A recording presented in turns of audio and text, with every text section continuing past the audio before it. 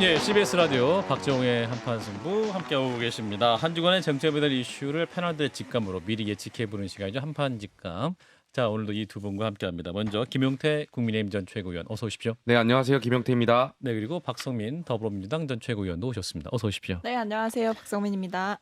예, 자 우리 김용태 전 최고위원께서는 제주도 갔다 오시고 바로 네, 제주도에서 바로 올라왔습니다. 오늘 4.3 추념식을 갔다 왔고요. 예. 가서 제주도민들하고 이야기 좀 나누고 예, 바로 올라와서 이제 방송에 왔습니다. 예, 대통령도 안 왔고 당 대표도 안 왔고 원내대표는 안 왔다. 그래서 이제 비판하는 분들도 있는데 우리 김종혁 전 비대위원께서는 그게 뭐가 문제냐라고 말씀을 했습니다. 그게 뭐가 야 이런 식으로 아니 대통령이 안 왔다고 그럴 그것 수도 자체를 있다? 비난하는 것은 알겠습니다. 그거는 아니고 하지만 저는 당 지도부는 갔으면 좋았겠다라고 다른 방송사에도 얘기했어요. 알겠습니다. 자, 김용태 전 야. 최고 말씀해 주세요. 그러니까 제가 어제 제주도를 내려갔습니다. 내려가가지고 제주도민분들하고도 이제 이야기를 나누고 저희 제주도당 당직자하고도 얘기를 나눴는데 예.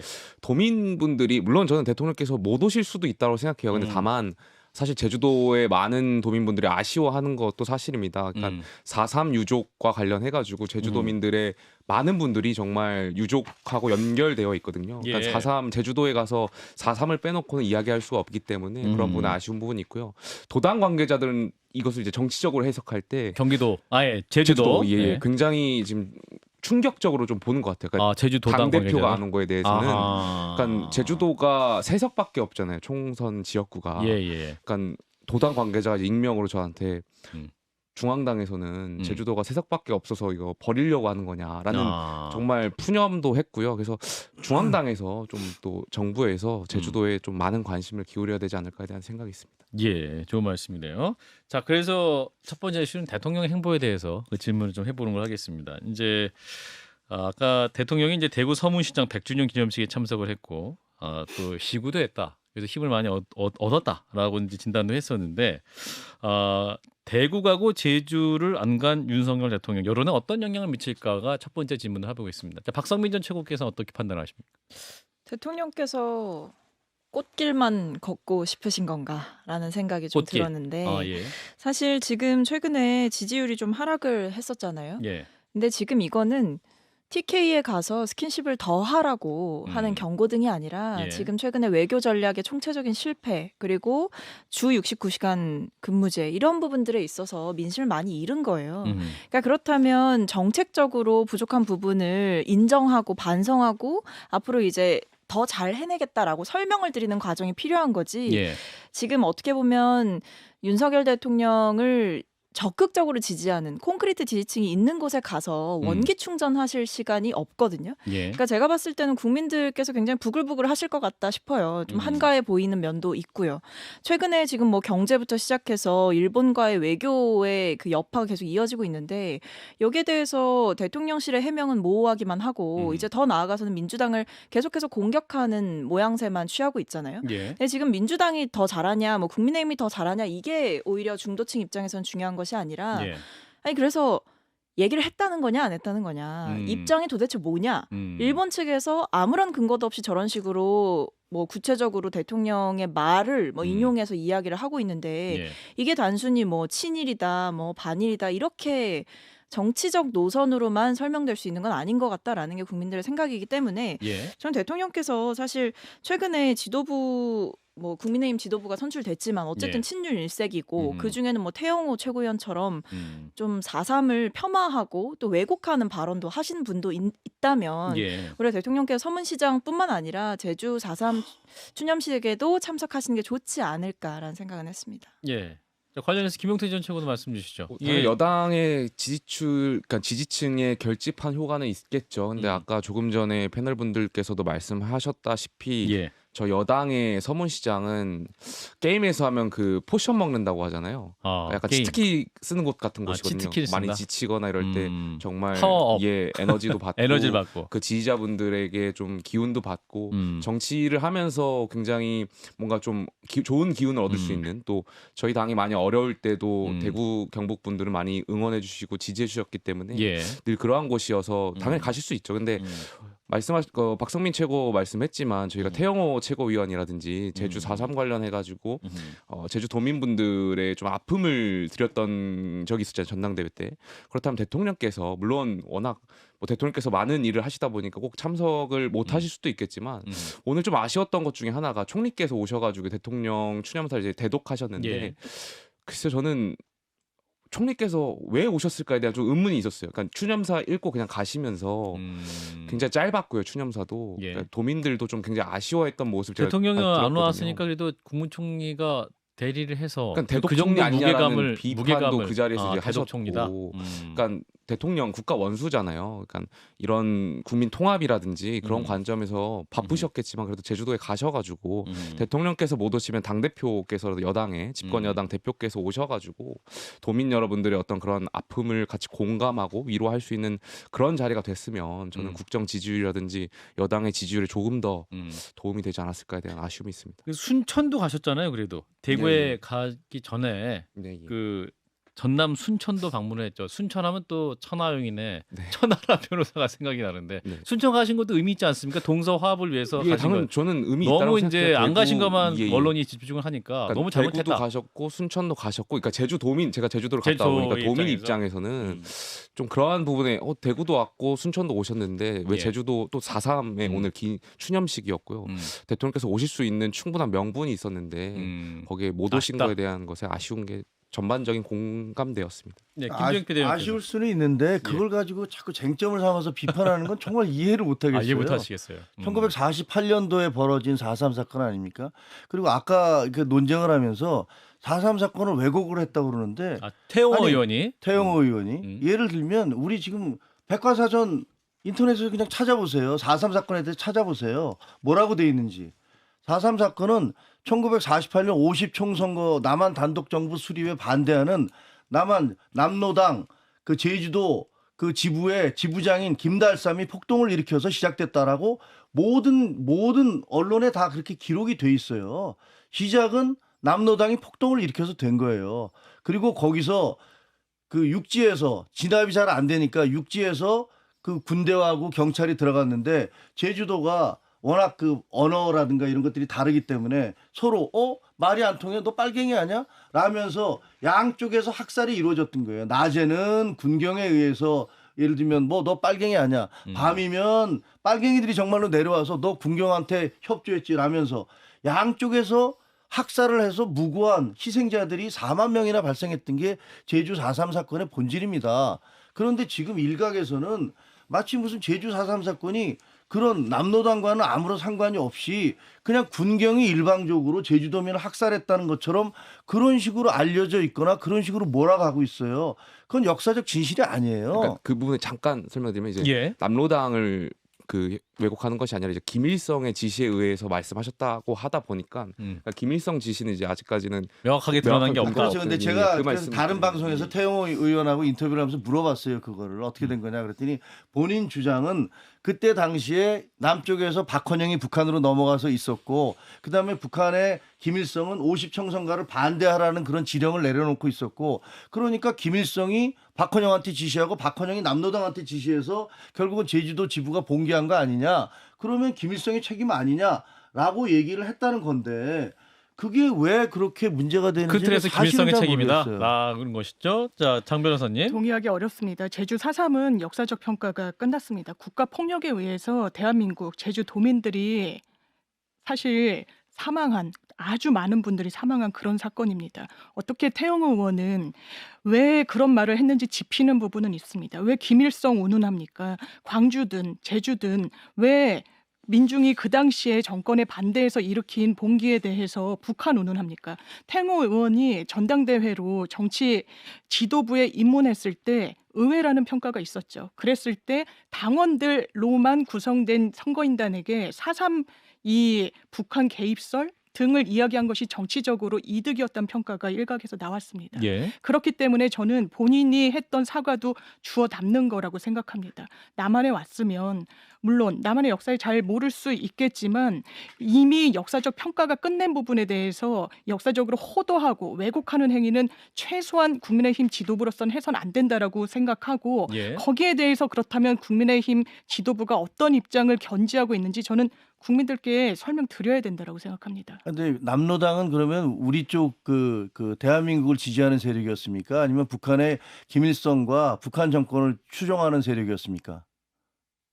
그러면 그 사람들이 일으킨 봉기는 그 봉기가 일어나서 그 사람들이 폭동을 일으키면서 그 지서를 습격하면서 이게 시작이 됐는데 그거는 그럼 우리 국민, 우리 정부를 위해서 한 겁니까? 아니면 북한 정부를 위해서 한 겁니까? 저는 대묻고 싶은 부분이 그렇다면 태영호 의원의 발언이 잘 됐다라고 평가하시는 건지도 아니, 좀 그러니까 그런 궁금하고요. 제 말귀를 잡으시지 마시고 예. 역사적 사실에 대해서 분명한 걸 얘기하는 것은 분명히 제가 말씀드렸지만 이거는 군경과 그리고 빨치산 양쪽에 의해서 좌우 대립 그러니까 이념 대립의 그 과정을 거치면서 수많은 무고한 국민들이 희생된 것이라는 말씀을 드렸어요. 근데 이것이 마치 어느 한쪽에 의해서만 마치 남한의 정부에 의해서만 남한의 당시의 군경에 의해서만 피해자가 발생했다고 그런 식으로 얘기하는 것은 옳지 않다. 역사적 사실과 전혀 부합하지 않는다는 말씀을 드리는 겁니다. 그리고 뭐 이건 사적인 얘기지만 저희 처갓집도 제주도예요.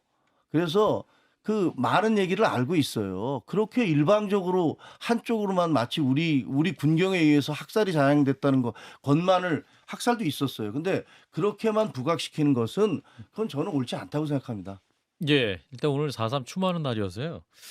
자, 그러면 이제 4.3의 완전한 해결을 약속한 그 윤석열 대통령의 약속은 부도가 난 것이다. 이런 또 비판을 민주당에서는 하고 있습니다. 이 부분은 어떻게 판단을 하시는지. 저는 그렇게 생각하지 않고요. 오늘 총리께서도 대통령 말씀을 대신 전했지만 예. 대통령께서 그 4.3 희생자 유가족이나 이런 분들의 아픔을 공감하고 치료하고 또 지원하는데 또다시 오늘 다시 한번 또 약속하셨기 때문에 저는 예. 그 부분에 있어서는 이재명 대표가 너무 정쟁화할 필요는 없다라는 말씀을 꼭 드리고 싶습니다. 박서민 전 최고는?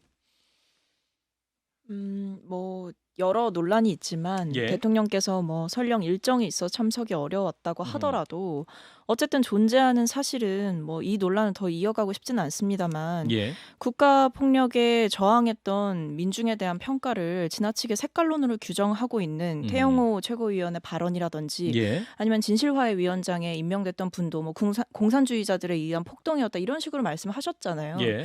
그러니까 그런 결점을 안고 있는 체제인 만큼 윤석열 대통령께서 조금 더 신경을 쓰셨어야 되는 게 아니냐라는 아쉬움의 말씀은 계속해서 드릴 수밖에 없다라고 생각합니다. 예. 저는 잠깐 예. 얘기드릴게요. 예.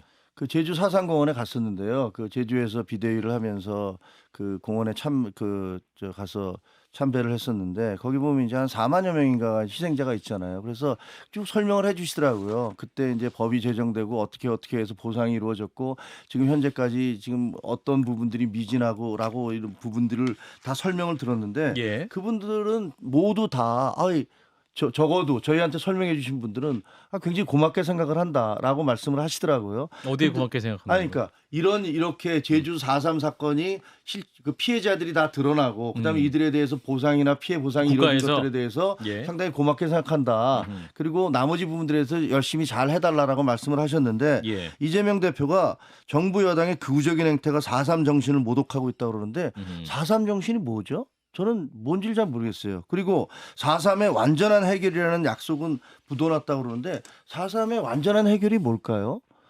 이게 어떻게 해결이 가능할까요? 역사적으로 좌우 대립 속에서 수많은 무고한 우리 국민들이 희생당한 사건인데 이게 뭐가 완전한 해결이 있을 수 있겠습니까? 우리 역사의 아픈 질곡의 시대였는데 그리고 4.3 정신을 모독한다는데 뭐가 4.3 정신을 모독하는 건지를 저는 모르겠어요. 예를 들면 5.18 정신을 모독한다 그러면 그건 이해할 수가 있어요. 뭐 예를 들면 어떤 특정 상황에 대해서 그럴 수 있는데 예. 4.3 정신을 모독한다는 건 과연 무슨 말일까? 음. 그건 저는 이해하기 어려워요. 반론해 주세요. 장윤 변호사? 사실 아마 이 태영호 의원의 발언은 저는 국민적인 공감대를 얻는 진단은 아니라는 데는 이론의 여지가 없다라고 생각합니다. 예. 김일성 사주라고 왜 이야기하는지 도통 모르겠고요. 본인의 정치적인 아주 지엽적인 이득이 아니라면 그 발언의 이유를 좀 진단하기가 어렵다는 데는 이론의 여지가 없고 저는 대통령의 부재를 비판하는 건 맞지 않다라고 생각합니다. 안 갈 수도 있어요. 그런데 대구까지 가셨으면 사실 제주까지도 갈 수 있는 동선이 나오지 않았을까라고 국민의 한 사람으로서 이야기할 수 있는 부분이 있다라고 생각하고요. 예.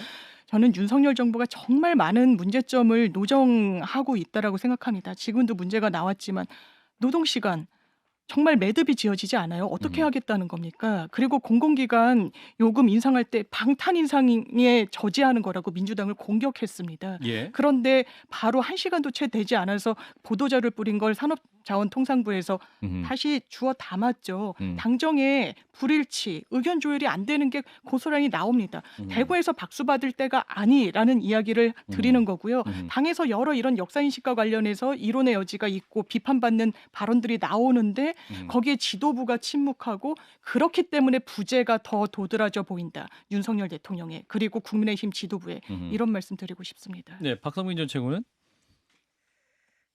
지금 4.3 정신 얘기는 제가 봤을 때 핵심은 그냥 음. 어쨌든 지금 우리가 이 4.3에 희생되셨던 분들이 사실은 인구의 10분의 1 가량 된다라고 얘기를 하잖아요. 예. 그만큼 심각했던 일이었고 그다음에 그때 당시에 자행되었던 뭐 군법 재판이라든지 이런 기록물들이 3만여 건이 좀 넘게 있는데 예. 그런 것들을 보면 사실상 이것이 재판이냐 싶을 정도로 굉장히 무자비했고 법적인 절차라든지 인권이라든지 이런 부분들이 하나도 지켜지지 않았던 일종의 폭력이었다는 점이 있습니다. 예. 그렇기 때문에 이것을 뭐 색깔론, 공산주의자 뭐 이런 식으로 규정하는 것 자체가 유족들에게 상처이기 때문에 예.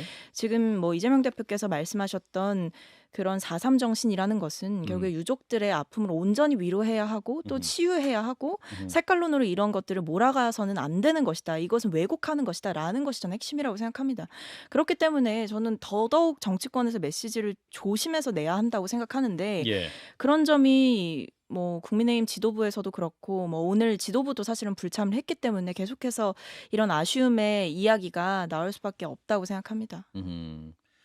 예, 오늘 4.3 추념일에서 말했던 한덕수 총리 말은 이것입니다. 4.3 유가족들의 아픔과 국민과 함께 어루만지는 자유와 인권을 지향하는 자유민주주의 역할이다. 그러니까 국가폭력에 희생된 유족들, 국민들 희생을 온 국민이 함께 슬퍼하고 위로한다는 그런 취지이겠죠. 예, 일단 1부는 일단 마무리하고요. 또 2부에서 말씀 더 이어가도록 하겠습니다. 자, 2부 시장에 또 이슈를 좀 바꿔서 그 한일 정상회담 관련한 진상규명 국정조사 관련한 얘기를 좀 짚어보겠습니다. 야당에서는 지금 진상규명 국정조사를 추진하면서 지금 정치권 갈등이 절정에 달한 상황인데 과연 국회에 통과될 수 있을 것이냐. 자, 이 부분에 한번 짚어보겠습니다.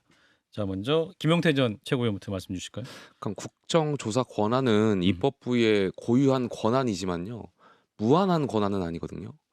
그러니까 저는 이게 참 한일 정상회담이 국정조사의 대상으로 된다? 저는 말이 안 되는 말이라고 생각해요. 그러니까 두 가지인데요. 첫 번째로는 관례적으로도 말이 안 되고요. 여태까지 저희가 정상회담을 국정조사한 전례도 없고요.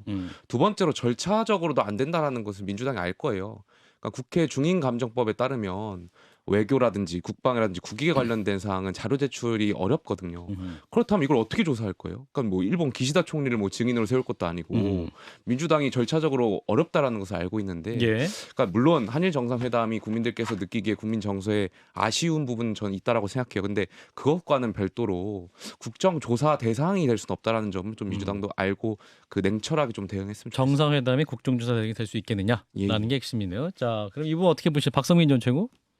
쉽지 않겠지만 그럼에도 불구하고 해야 하지 않을까라고 생각하고 있습니다. 왜냐하면 만약에 국정조사까지 가지 않는다면 다른 수단을 활용할 수 있다면 예.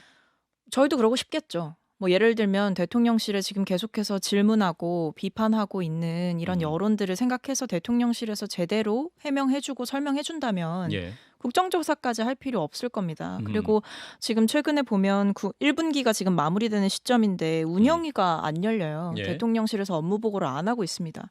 그러니까 이런 부분에 있어서 국회 차원에서 할 수 있는 수단들이 제대로 작동하지 않게끔 환경이 만들어져 있는데 예. 그렇다면 이 상황에서 침묵하고 있는 것이 과연 야당의 역할이냐 저는 그렇게 되묻고 싶습니다. 그래서 지금 정말 여러 가지 얘기가 나오고 있어요. 뭐 선동이다 또는 뭐 일본을 돕는 친일행이다. 그러니까 지금 뭐 후쿠시마 이제 방문한다고 하니까. 근데 저는 오히려 최근에 있었던 일본과의 외교에서 있었던 석연치 않았던 점들을 질문하지 않는 것이 방관자고, 그렇게 방관하는 행위를 하는 정치인들이 오히려 친일 행위를 하는 거다라고 생각을 하기 때문에 예.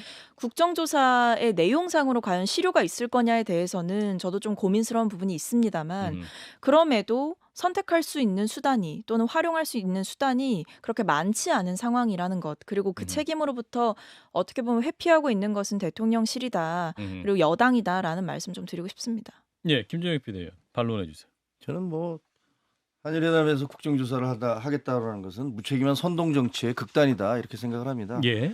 그 대통령은 내란이나 외환죄를 제외하고는 형사소출을 받지 않는 것을 비롯해서 여러 가지 특권을 주고 있습니다. 예. 그 이유는 대통령이 뭐 훌륭해서 인간적으로 그런 거 아니거든요.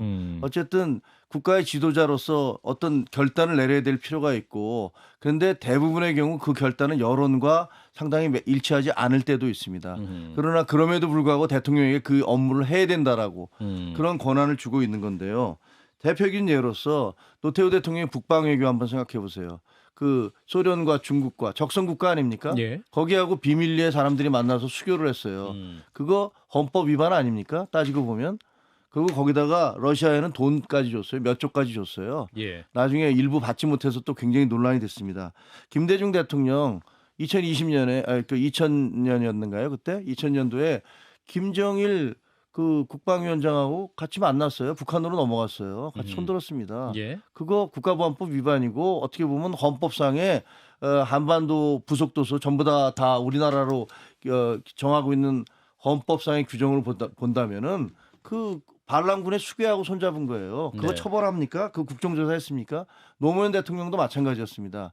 심지어 문재인 대통령 백두산에 올라가서 김정은과 같이 만세 부르면서 손잡고 만세 불렀어요. 예. 그걸 가지고 누가 국정조사 하자고 그랬습니까? 예. 도보다리에서 두 사람이 만나서 무슨 얘기했는지 그거 국민들에게 다 공개됐습니까? 근데 그거 국정조사 하자고 누가 얘기한 적 있습니까? 근데 제가 지금 얘기하는 거, 지금 그 민주당에서 얘기하는 한일 정상회담에 대해서 거의 대부분의 내용이 다 공개된 그런 상황인데, 그걸 국정조사하자?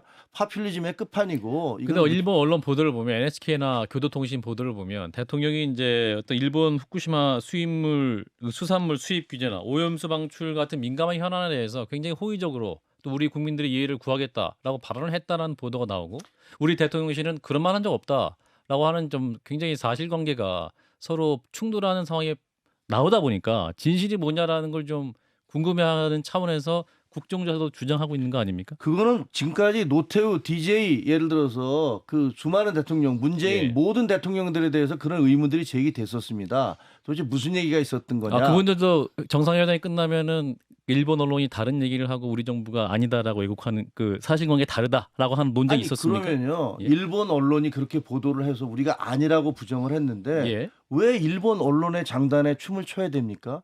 일본 언론 예를 들어서 입장을 바꿔놓고 생각을 해보세요. 우리나라에서 예. 그와 비슷한 일이 벌어졌어요. 우리 얼마든지 그런 보도할 수 있습니다. 일본에 뭐 기시다 총리가 와갖고 뭐 어떻게 얘기했을 수도 없고, 우리가 그렇게 얘기한다고 그래서 일본 정부가 반응을 합니까?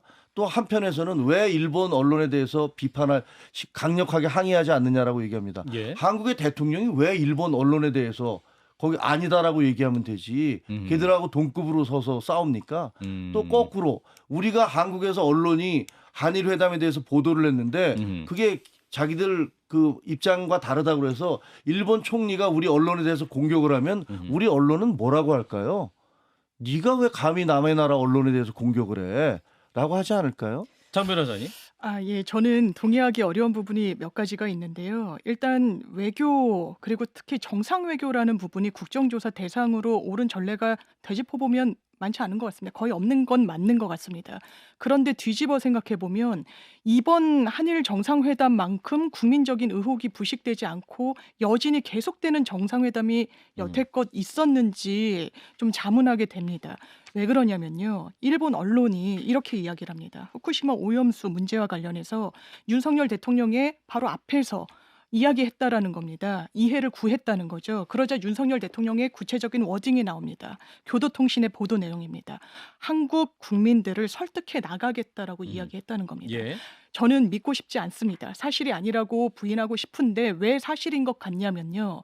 실제로 그런 워딩이 없었는데 일본 언론이 했다면 이건 외교적인 결례를 넘어서 상당히 외교적인 분쟁으로까지 비화될 수 있는 보도입니다. 예. 당연하게도 일본 정부 내지는 일본 언론의 문제 제기를 강력하게 했어야 됩니다. 하지 않고 있습니다. 그냥 이건 괴담 수준이다. 그런 이야기 한 적 없다. 수입하지 않겠다. 이걸로 어떻게 국민이 설득되겠습니까? 그러니까 이게 수단이 국정조사가 됐든 어떤 다른 방식이 됐든 대통령실에 묻고 있는 겁니다. 정부 입장을 국민들이 묻고 있는 겁니다. 왜 거기에 대한 대답을 회피하고 하지 못하고 괴담이라고 폄훼합니까? 대답을 했는데요. 대답을 하지 않았습니까? 독도 관련 발언 없었다. 후쿠시마 관련해서 수입한다는 거 없었다라고 얘기를 했지 않습니까? 근데 위원님 그게 발언을 보시면요. 처음에 되게 모호하게 대답하지 않았습니까? 처음에 의혹이 불거졌을 때 뭐 제가 기억하기로는 그런 말씀하셨던 것 같아요. 외교 상황에서 나왔던 이야기 다 공개하기 적절치 않다. 그게 첫 번째 발언이었다는 겁니다. 그게 첫 번째 해명이었고. 네. 그런데 논란이 가라앉지 않으니까 거기에 대해서 갑자기 뭐 그런 것이 의제로 채택된 적이 없었다라고 얘기를 하지만 사실은 그 해명도 상당히 모호한 거죠. 공식 의제로 채택되지 않았다고 하더라도 그렇다면 그 자리에서 얘기가 나왔다는 것이냐에 대한 거에서는 제대로 불식되지 않았고 그리고 오염수 방류에 대해서 국민들을 설득하겠다라고 얘기를 하신 게 보도가 된 건데 지금 대통령실에서 얘기하는 거는 수산물이 들어올 일 없을 거다라는 거지 않습니까? 수산물은 어차피 지금도 못 들어옵니다. 근데 오염수 방류는 생명과 안전과 경제와 직결된 문제잖아요. 근데 여기에 대해서 제대로 얘기하고 있냐는 거죠. 아니, 그 예를 들면 그 정상회담에서 무슨 얘기 상대편이 무슨 얘기를 하든 내가 받아들이지 않으면 아무것도 아니에요. 근데 지금 아니, 보도로는 상대방이 받아들였다고 우리도 나오는 거 아니겠습니까? 뭐든지 얘기할 수 있습니다. 예. 우리도 뭐든지 얘기할 수 있지만 상대방이 받아들여지지 않으면 정상회담에서 아무것도 아니에요. 근데 뭐 그만해야 돼요? 아니 말씀하세요. 네. 예, 예. 갑자기 눈치를 보신다고요? 아니 그러니까 네. 그 우리가 어떤 의제로 형성돼서 그것이 논의가 된 것들이 아니고 누구든지 그런 얘기할 수 있죠. 아니 후쿠시마 우리가 근데 방류를 네. 한다는데 그거 과학적으로 아무 문제 없습니다. 근데 한국에서 너무 심하게 말씀을 하세요. 이렇게 얘기할 수 있겠죠. 그쪽에서는. 근데 아 맞습니다. 뭐 이렇게 얘기한 것도 아니잖아요. 그래요? 알겠습니다. 라고 얘기할 수도 있겠죠. 근데 그거를 밝히는 것 자체가 나는 왜 밝혀야 되는지도 잘 모르겠어요. 그거 그냥 외교적인 프로토콜로 그 사람이 뭐라고 얘기했든 간에 나는 뭐 그래 알았어. 그렇다면 일본 측에서 나왔던 보도가 저런 식으로 나오면 안 된다고 생각합니다. 그렇다면 뉘앙스가 나왔어야죠. 뭐 긍정적으로 반응했다 또는 뭐 여러 논의가 뭐 밝게 이루어졌다 이런 식으로 나와야 되는데 지금 멘트가 너무 구체적이잖아요. 국민들을 설득하겠다고. 이거는 호응해 준 거죠. 저는 뭐 다시 원론으로 돌아가면 국정조사 건은 말도 안 된다라고 생각되고요. 다만 그 후쿠시마 방문하는 민주당 의원들에 대해서는 국익 차원에서는 나쁘지 않다라고 생각해요. 그러니까 무슨 말이냐면 국제정치학 이론에서 그 투 레벨 게임 이론이라는 게 있거든요. 그러니까 레벨 1은 이제 국제 협상 과정의 국제 정치 부분이고 레벨 2는 국내 정치 부분이에요.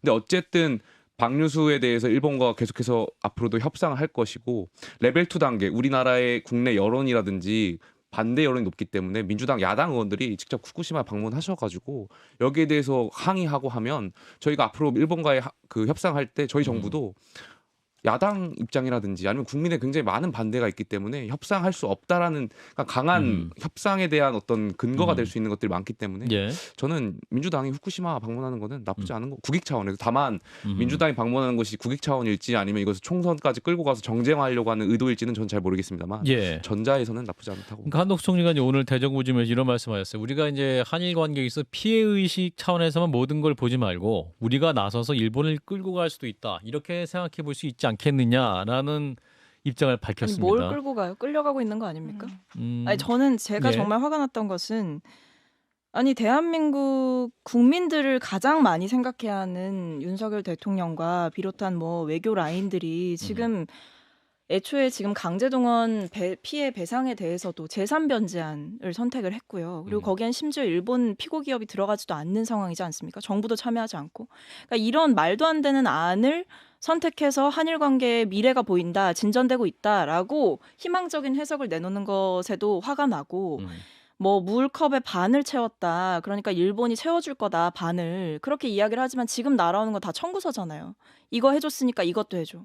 이렇게 이것도 너네가 결단해줬으니까 이것도 결단해줘라고 보여지는 이 상황들이 도대체 어느 국민들이 정말 한일 관계가 바뀌었고 미래지향적으로 나아가고 있구나라고 생각을 하겠냐는 거죠. 예. 그리고 제가 여기서 더 화가 나는 건 제대로 외교 전략 짜지도 못한 뭐 오히려 퍼주기 외교하고 돌아온 윤석열 대통령에 대해서도 저는 상당히 화가 나지만 예. 지금 국민의힘 측에서 계속해서 색깔론, 친일론 선동하고 있단 말이에요. 민주당 보고 선동한다고 하고 민주당의 행위가 친일 행위라고 하시지만 제가 봤을 때는 일본의 부당한 방식의 언론 플레이 또는 일본의 잘못된 저런 태도에 대해서 우리나라 정치인들이 문제제기하는 행위들을 막는 행위, 진정시키고 자제시키는 지금 이런 국민의힘 정치인들의 행위가 저는 더 친일적이라고 봅니다. 반론해 주세요. 국민의힘에서. 근데 저는 계속 네, 이렇게 김영태 똑같은 전- 말이 계속 반복되는 예. 것 같은데 아니 왜 우리 대통령실이나 정부의 입장을 못 믿는지 저는 이해가 잘 안 가요. 그러니까 여기에 아니다, 대해서 말안 했다? 독도 문제 없었다. 음. 당연히 말도 안 하셨겠죠. 이거 당연히 대한민국 대통령이잖아요. 예. 당연한 문제 아니에요. 그리고 후쿠시마 관련해 가지고 음흠. 수입하는 거에 대해서도 말씀하셨잖아요. 여기 대해서 대통령실에서 입장 표명했잖아요. 그러면 야당에서도 여기에 대해서는 정부의 입장과 그러니까 일본의 언론을 믿기보다는 정부의 입장과 어떤 여당을 좀 봐주셨으면, 그러니까 대통령실의 입장을 그대로 좀 이해해 주셨으면 좋겠습니다. 여기 계속 정쟁을 삼는 건 옳지 않는 거라고 생각해요. 그 좀 냉정하게 바라봐야 될 필요가 있는데요. 예. 예를 들면 저는 민주당 의원들 가는 거 좋다고 생각해요. 진짜로 가서 제대로 좀 보셨으면 좋겠어요. 그러니까 후쿠시마 주변에서 나오는 농산물에 대해서 일본 사람들이 먹고 있는지 안 먹고 있는지를 먼저 좀 보고 거기서 잡히는 해산물들을 그게 어떻게 아예 그 앞바다에서는 어업을 하고 있지 않은지 아니면 거기서 고기를 잡아서 먹고 있는지 그것도 좀 확인해 주셨으면 좋겠어요. 그리고 후쿠시마 방류에 대한 것들은 여러 가지 얘기가 있지만 사실 일본이 자기 바다에다가 자기들이 방류한다 그러면 우리가 막을 근거는 없어요. 막을 수는 없습니다. 그거를 우리가 비난할 수 있는 건 여론이에요. 여론으로. 왜냐하면 그 물이 쭉 돌아서 이제 해류를 타고 돌아서 우리 이제 남해까지 온다라는 얘기 아닙니까? 그 사람들은 자기네 앞바다에다 떨어뜨리는 거고 그다음에 우리는 이제 쭉 돌아서 남해까지 돌아서 오는 거기 때문에 자기 앞바다에 물론 바다는 다 국경 없이 연결돼 있으니까 우리가 여론으로서 비난할 수 있죠. 비판할 수 있고 그리고 국제 여론을 끌어들일 수는 있어요.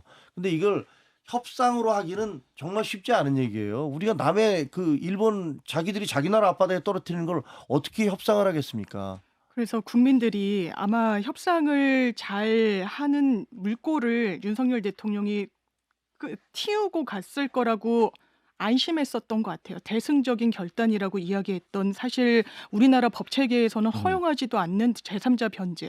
그렇다면 뭔가를 얻어오겠지. 뭔가 얻어오지 못했습니다. 뒤통수를 맞았다는 표현이 딱 적당하다라는 생각이 드는데요. 일단 누가 이런 식으로 이번 한일 정상회교를 평가를 하더라고요. 윤석열 대통령 특유의 어떤 술자리 문화, 1차는 내가 샀으니까 2차는 너가 사겠지라고 했던 안심, 안이한 그런 자세. 왜냐하면 막스 베버가 이런 얘기를 합니다. 어떤 정치의 고차원적인 부분을 이해하지 못한 정치 지도자, 선의에만 기대는 그런 정치인들은 정치적 유아라는 표현을 쓰더라고요. 예. 지금 딱 윤석열 대통령의 행보가 그렇습니다. 물 반잔 대한민국이 채웠더니 나머지 반잔 뭘로 채우고 있습니까? 후쿠시마 오염수로 채우고 있다라고 국민들이 이야기합니다. 이게 왜 그러냐면요. 국민 먹거리랑 직결돼 있습니다. 아이를 키우는 부모들은요. 지금 뭐라고 이야기하고 있는 줄 아세요? 소금을 사재기 해야 되는 거 아니냐라고 걱정하고 있습니다. 우리가 물고기는 먹지 않더라도 소금이 오염되는 거 아니냐? 이게 국민들 불안감이 어떻게 괴담 수준입니까? 윤석열 대통령 그렇다면 대승적인 결단에서 물고 튀었을 때 나머지 절반 뭘로 받아왔으니까 독도 문제, 위안부 문제 다 물러서는 거 아니냐는 일본의 아주 그 작은 구멍을 비집고 들어와서 계속해서 우리 정부를 사실상 조롱하고 그리고 더 많은 걸 얻어내려고 하고 일본 자국의 정치에 이용하고 악용하려고 하는데 이 부분이 어떻게 결과적으로 대승적 결단일 수 있겠습니까? 그런데 잠깐 한마디만 후쿠시마 수산물 절대 수입 안 하겠다라고 대통령실도 입장 표명했지만 예.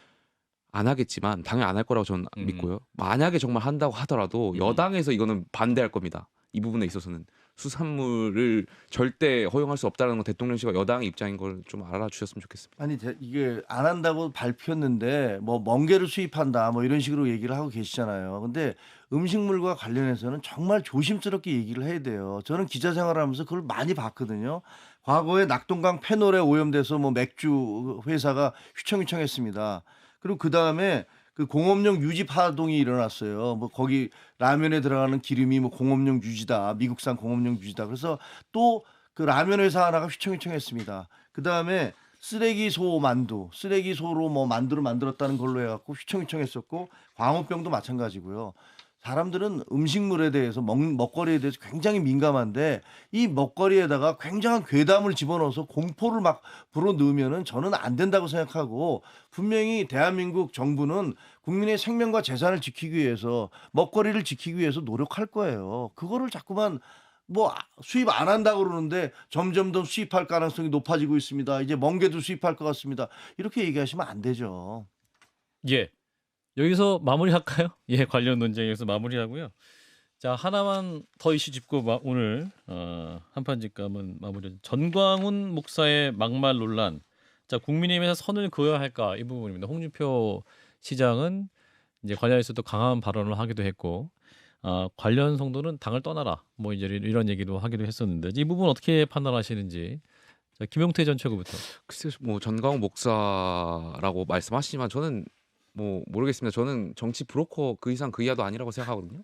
제 생각에는요. 예. 그러니까 그분이 그러니까 워낙 극우적이고 굉장히 자극적인 말씀을 하시는데 글쎄요, 정치인의 입장에서 봤을 때는 저는 글쎄요, 그렇게 짜고 매운 표현들은 잠깐의 선동과 잠깐의 자극으로 인해서 주목은 받을 수 있을지 모르겠지만 예. 결국에 장기 같은 거 몸 안에 있는 장기 다 해칠 거거든요. 글쎄요, 저는 정광훈 그 목사에 대해서 우리 당이 건강하고 상식적인 생각하지 못한다면 예. 어떻게 우리가 민주당을 향해 가지고 뭐 민주당의 어떤 그런 그 극렬 지지자들이라든지 그런 분들 선동하는 분들에 대해서 어떻게 저희가 공격할 수 있겠습니까? 저는 저희 당이 상식적인 판단 내릴 거라고 생각합니다. 예. 김종혁 비대위원께서 어떻게 판단하세요? 정광훈 목사. 이 당과 선긋기를 재빨리 해야 된다라고 말씀하시는 분도 있고. 예. 저는 뭐 종교가 정치에 개입할 수도 있지만 그것은 불가피한 경우에 최소한에 그쳐야 된다라고 생각을 합니다. 예. 예를 들면 뭐 독재 정권 하에서 모든 국민들의 어떤 기본권과 인권이 침해될 때, 그리고 그러나 사람들이 총칼이 무서워서 말하지 못할 때, 그게 이 세속의 세상이 아니라 영의 세상을 바라보는 그런 종교인들께서 분연히 일어나서 거기에 저항의 목소리를 내는 것들, 그건 필요하고 그런 역할도 한 적이 있다고 생각을 합니다. 하지만 그 다음에 지금 대한민국은 민주화가 됐고, 이게 그 무슨 저 목사님들이나 스님이나 저 신부님들이 말씀하지 않으셔도 그런 말씀들을 해줄 사람들이 세고 세 있습니다. 그래서 그분들의 어떤 역할이나 목표라는 것들은 이런 세속의 정치에 개입하는 게 아니라, 그리고 자기를 따르는 어떤 신도들을 자기가 생각하는 어떤 정치적인 방향으로 몰고 가는 게 아니라 좀 더 본인들이 섬기는, 그게 무슨 부처님이 됐든 그 하나님이 됐든 뭐 알 수는 없지만 그 뜻에, 그 종교의 원래 원칙에 충실하는 것이 맞다라고 생각하고요. 종교가 자꾸만 정치에 개입하기 시작하면, 더구나 이런 지금처럼 언론의 자유가 공개된 세상에서 그렇게 되는 것은 종교의 타락으로 이끌 수 있다라는 점을 고려해야 된다, 고민해야 된다, 이렇게 생각합니다. 예. 자, 장 변호사님. 저는 정광훈 목사 그 교회 기독교 정신 구현하고 있지 못하죠. 그런데 국민의힘에 일정 정도 정치적인 지분을 갖고 있는 게 문제라고 생각합니다. 당원 가입 운동을 막 배가시키고 했었죠. 그리고 김재원 최고는요, 수석 최고위원입니다. 지도부의 1등으로, 최고위원 중에는 1등으로 당원 지지를 받은 거예요. 그 수혜를 정광훈 목사 지지층, 그 성도, 그 신도들로부터 얻었다고 생각하니까 굉장히 그런 극단적인 발언이 나오는 겁니다. 우파 천하 통일을 했다 등등이요. 그게 지금 국민의힘의 현실이라는 게, 지도부의 민낯이라는 게 너무 안타까운 겁니다. 이 부분 기독교적으로는 이단 시비가 있었고요. 그 집회에 나가지 말라는 게 교계 입장이기도 했었습니다. 그 이후에 정치적인 선동은 온당한가요? 과거에 박근혜 정부 때 태극기 세력과 손잡아서 총선 패배했습니다. 그 전례가 있는데도 이런 정치적인 수혜를 일부 정치인이 얻었다라고 해서 당에 이런 패착이 가는 행동을 한다? 이건 징계감 아니겠습니까? 자. 박서민 전 최고. 그 과거에 국민의힘이 이준석 전 대표 양두구육 발언으로 징계할 때 생각해 보셨으면 좋겠어요. 그때 징계 사유가 그거였거든요. 모욕적 표현으로 당의 위신을 훼손했다. 지금 김재원 무려 수석 최고위원께서 당선되자마자 가가지고 5.18 헌법 정신을 얻는 거 반대한다라고 얘기하고, 뭐 그 이후에는 또 어디 미국 가셔서 강연하실 때 우파 뭐 천하 통일하셨다. 뭐 정광훈 목사 찬양하셨잖아요. 그러니까 이런 발언들 하고 다니는 사람들이 있고 어떻게 보면 정광훈 목사가 가지고 있는 잘못된 세력과 결탁하고 있는 사람들이 있는데 여기에 대해서는 왜 제대로 징계 안 하시는지 김재원 최고에 대해서 왜 말을 아끼시고 유감 표명만 하실 뿐 그 누구도 징계하거나 제명하거나 적당한 처분을 내리지 않는지 궁금할 따름입니다. 예, 정광훈 목사가 당원입니까? 그거는 잘 모르겠습니다. 예, 그러면 출당까지 해야 된다 뭐 이런 말까지 있는데 그 부분은 어떻게 판단하세요? 글쎄 뭐 그분의 표현의 자유니까 뭐 예. 당원인지 아닌지는 잘 모르겠습니다만 저는 글쎄요 그 목사라고 하는 분이 뭐 CBS 기독교 방송이지만 예, 목사라고 하는 분이 저희랑 큰 관계 없는 예. 정당에 관계 있으면 안 됩니다. 공천을 예. 줘라 마라 하는 것 자체가 저는 예. 당인으로서 굉장히 불쾌하고 우리 당원들께서 여기에 대해서 저는 용납하지 않을 거라고 생각해요. 뭐 출당을 논하는 것 자체보다도 본인이 알아서 나가 주셔야 되지 않을까요? 예, 김정욱 비대위원 짧게. 아니 저는 뭐 부적절한 발언이고 부적절한 행동이라고 생각을 하고요. 아까 뭐 종교와 정치에 대해서도 말씀드렸으니까 그걸로 가름하겠습니다. 예, 여기서 마무리하죠. 한판집감 오늘 함께해 주신 김용태 전 국민의힘 최고위원, 박성민 더불어민주당 전 최고위원 두 분 고맙습니다. 감사합니다. 감사합니다. 좋아요, 구독. 알림 설정.